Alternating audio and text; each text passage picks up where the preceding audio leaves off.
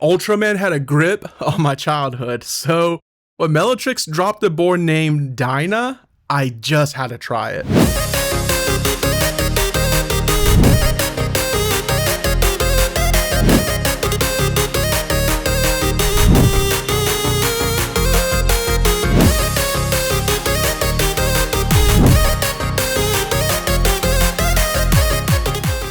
This video is sponsored by Mellotrix, and as always, our opinions are our own, and Mellotrix did not review this video in advance. Affiliate links and codes are in the description if you want to support the channel. And if you like this video or find this video helpful, please like and subscribe. It means a lot and helps us keep this thing going. So, the Zoom TKL Dyna is designed and manufactured by Mellotrix, the same team behind the Zoom 65, the Zoom 75, and the Zoom Pad. It's your second Ultraman themed board after the Taiga, and this one's clearly meant to be their dynamic take, inspired by the three forms of Ultraman Dyna. This is a TKL with a ton of flexibility. You got up to 4 top right cluster configurations: the knob, the screen, the keys, 4 mounting styles, 2 PCB thickness options, full RGB with per key LED and underglow, wired and wireless options, different kind of phone configurations, and 15 colorways. It sounds great, right? Let's start with the good. The finish is solid. Our unit came in E-coat and there were no blemishes, scratches, or weird finish issues. Really smooth, and the overall design, actually one of the more cohesive looks we've seen from Mellotrix. The RGB underglow, the top and bottom case detailing, and the clean lines all feel thoughtful. I can tell there was intentional effort put into how this will look once assembled. However, before assembly, this is where things start to fall apart.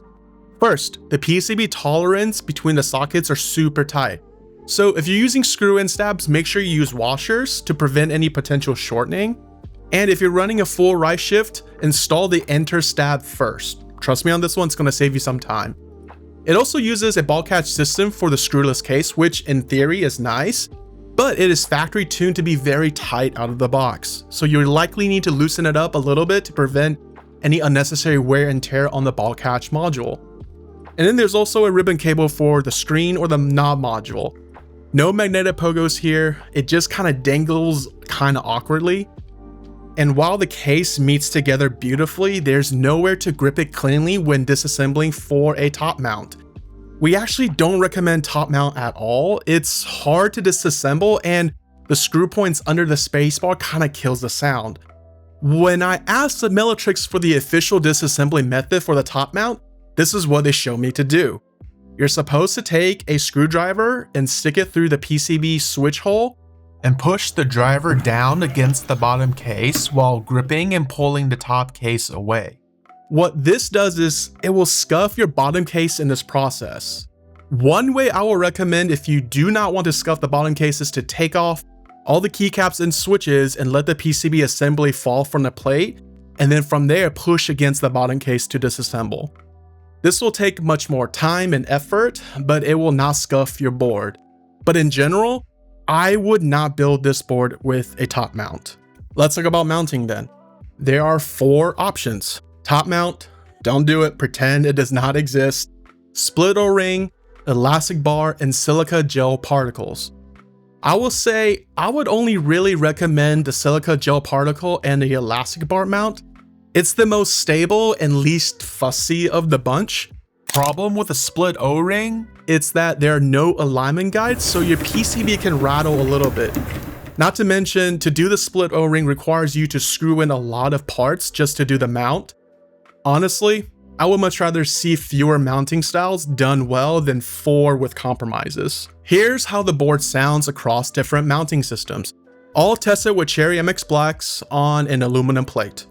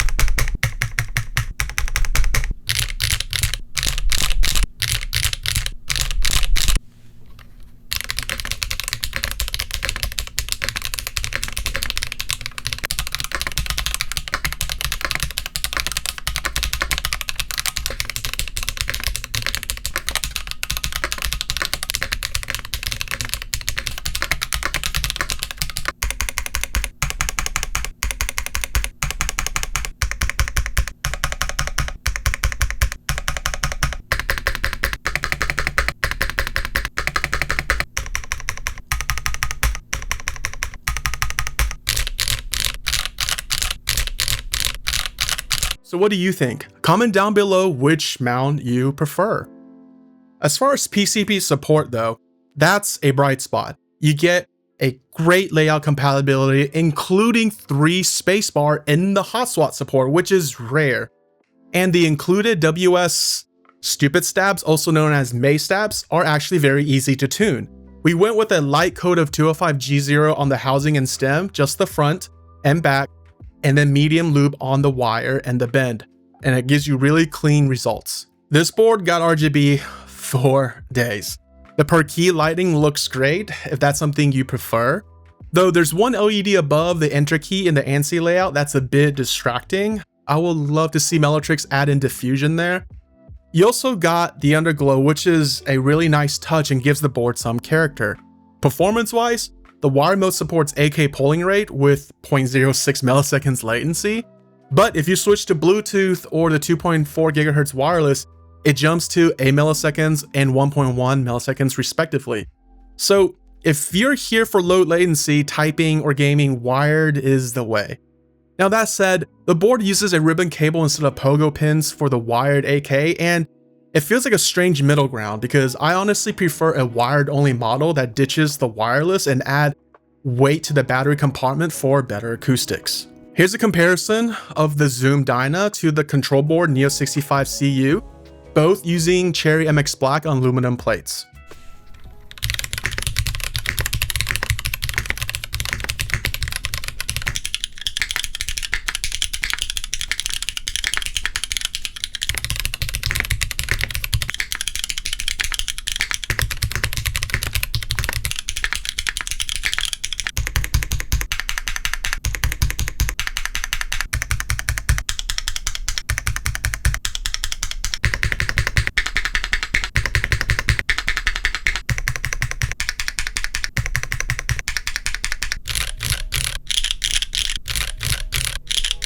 The Dyna includes several different foam options, and we did a few side-by-side builds to test.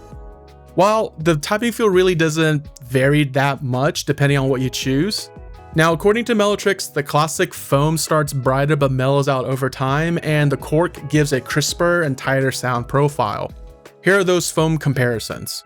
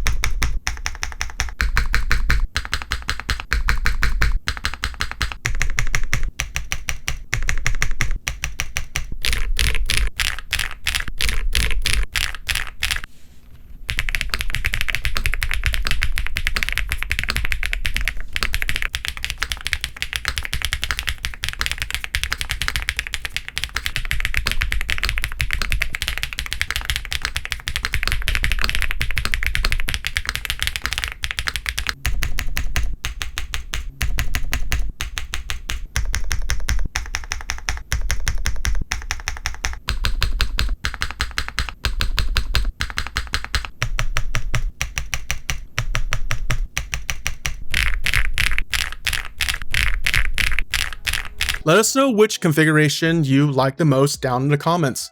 Can you tell the difference between the Poron versus classic foam? Because to tell you the truth, I don't think I can tell the difference. So who's the Zoom TKL Dyna for? If you love RGB, need wireless and wired modes, and want max customization, this is where the board does shine.